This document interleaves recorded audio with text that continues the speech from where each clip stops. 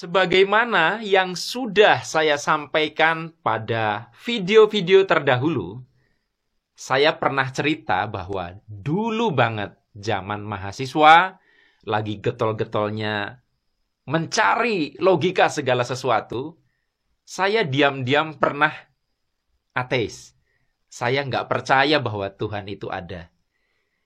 Waktu terus berlalu dan saya berproses bertumbuh. Sampai kemudian di satu titik yang sudah lama hingga saat ini, kesimpulan saya berbeda jauh dengan yang zaman mahasiswa itu. Kalau zaman mahasiswa saya mempertanyakan Tuhan itu ada atau tidak, saya sekarang masih memegang kesimpulan bahwa itu tidak penting ada atau tidak itu. Bahkan kita itu memerlukan Tuhan. Makanya tema yang saya bahas dalam kesempatan kali ini, mengapa kita memerlukan Tuhan. Jika Anda penasaran terkait ini, simak video ini sampai selesai. Dasarnya manusia itu seperti ini, gitu ya. Sebaik-baiknya orang ada potensi jahat dalam dirinya yang belum terstimulasi. Sejahat-jahatnya orang ada kebaikan di dalam diri. Yang ini kalau kita sentuh terus ini mau besar.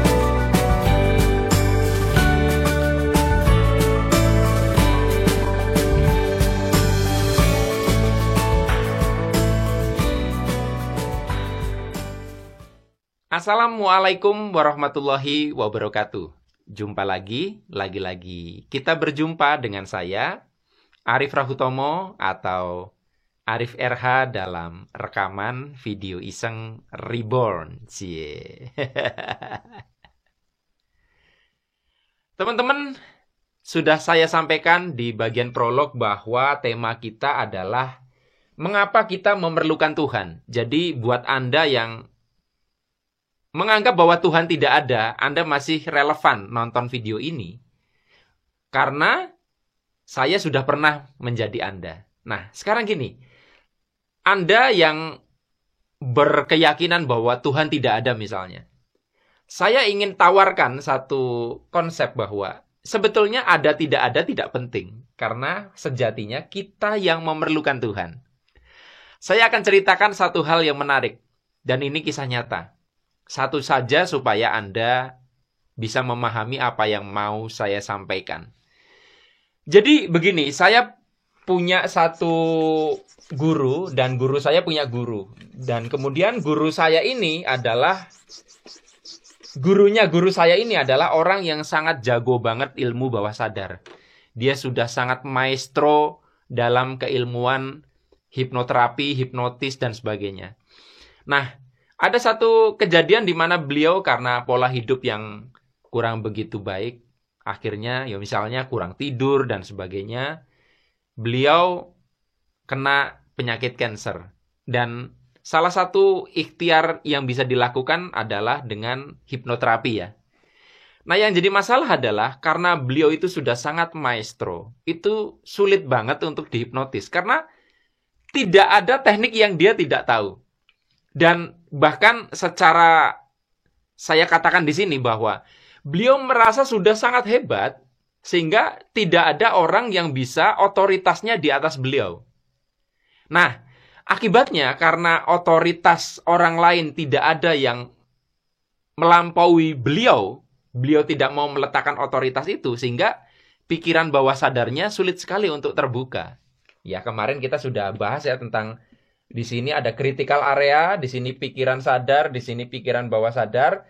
Mau dihipnotis, dimasukkan program-program untuk penyembuhan kanker, itu ininya critical areanya nolak karena otoritas. Nah, ini lagi nih. Beliau adalah orang yang sudah sangat master dan tidak ada yang menurut beliau setara bahkan. Jadi, apa yang terjadi di sini? Akhirnya beberapa guru saya yang murid beliau itu melakukan sebuah siasat untuk mengatasi hal ini. Tapi saya tidak bisa ceritakan di sini. Cuman yang mau saya jadikan poin adalah, Anda perhatikan ya, ketika Anda merasa sudah sangat berkuasa, ketika Anda sudah merasa sangat pintar, ketika Anda sudah merasa tidak ada yang lebih hebat daripada Anda, itu justru akan merugikan Anda karena tidak akan ada orang yang bisa membantu Anda. Karena untuk membantu Anda harus merasa orang itu lebih hebat daripada Anda. Gitu ya. Ketika Anda ketemu orang yang Anda rasa lebih hebat, maka critical area ini akan diam, akan hancur, dan Anda bisa dibantu di level bawah sadar. Nah, repotnya ya, ketika Anda itu sangat pintar dengan mengedepankan logika, semakin logika Anda kuat, critical area Anda kuat, dan misalkan Anda tidak percaya pada Tuhan, ini repot. Karena gini, sesombong-sombongnya Anda, merasa pinter-pinternya Anda, kalau Anda masih percaya bahwa Tuhan itu lebih maha kuasa dibanding Anda, maka Anda merasa bahwa Tuhan lebih hebat dibandingkan Anda. Makanya, ketika Anda mengingat Tuhan, critical area Anda membuka. Mungkin tidak ada orang yang Anda anggap lebih hebat, tapi Anda memandang Tuhan lebih hebat dari Anda. Itu akan membuat orang lain punya kesempatan menolong Anda. Karena Anda tinggal disuruh mengingat sama Tuhan, saya misalkan yang mau membantu juga menyebut nama Tuhan, akhirnya apa? Saya bisa membantu Anda. Nah, tetapi kalau misalkan Anda tidak mempercayai Tuhan, maka siapa yang Anda anggap paling hebat yang bisa membantu Anda? Misalkan Anda punya satu penyakit, dan Anda menganggap tidak ada manusia yang bisa menyembuhkan. Nah, bagaimana caranya supaya pikiran bawah sadar Anda bisa diintervensi, sementara Anda tidak punya sosok otoritas yang bisa untuk membungkam critical area Anda? Orang kenapa sulit sekali berserah, sulit sekali pasrah, padahal pasrah berserah adalah titik di mana biasanya Anda mengalami keajaiban. Orang yang logikanya terlalu kuat, yang jadinya tidak percaya dengan Tuhan, itu akan sulit sekali untuk berserah. Tapi ketika Anda itu sudah melakukan yang sehebat-hebatnya Anda, sekeras-kerasnya Anda, lalu nggak bisa, lalu ya sudahlah, Anda merasa Tuhan pasti bisa bantu saya. Ketika Anda mengatakan Tuhan akan membantu saya, Anda merasa Tuhan lebih hebat, maka Anda akan bisa berserah. Dan di saat itulah bawah sadar Anda bekerja. Jadi boleh dibilang ya, Tuhan diposisikan lebih hebat daripada kita. Kita berikan otoritas, itu sebetulnya untuk membantu diri sendiri. Tuhan tuh nggak butuh kita, kita yang butuh Tuhan gitu loh. Kalau misalkan Anda tidak punya Tuhan, percaya deh, ya Anda akan satu titik ya, Anda akan bingung karena tidak ada satupun orang yang menolong Anda. Menolong Anda secara mental loh ya, bukan menolong Anda secara fisik. Anda sedang di lautan, tidak ada orang lain, Anda butuh bantuan. Bagaimana Anda bisa menghadirkan keajaiban sementara Anda tidak percaya Tuhan?